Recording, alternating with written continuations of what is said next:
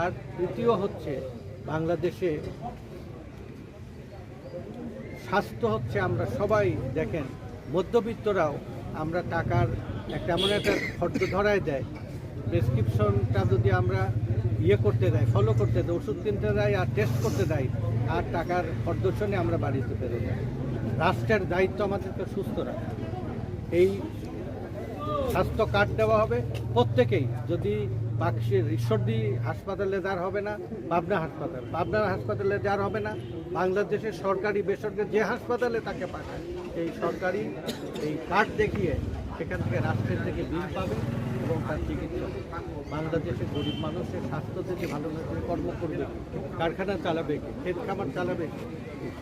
স্বাস্থ্য কার্ড দেওয়া কৃষক আর শ্রমিকের ন্যায্য মজুরি দেওয়া, এটার জন্যে বাংলাদেশে কার্ড দেওয়া। এইটা যদি সত্যি একটা স্বপ্নের মতো একটা পরিকল্পনা তৈরি করা, এই পরিকল্পনা তৈরি করেছে তারেক রহমান।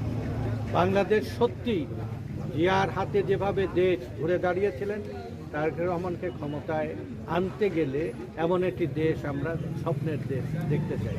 দুইটি দেশের নাম আছে সোনার দেশ, একটা হচ্ছে আমাদের নবীজির দেশ হচ্ছে সোনার মদিনা, আর দুনিয়ার কোনো দেশের নামের সাথে সোনার দেশ, সোনার বাংলাদেশ।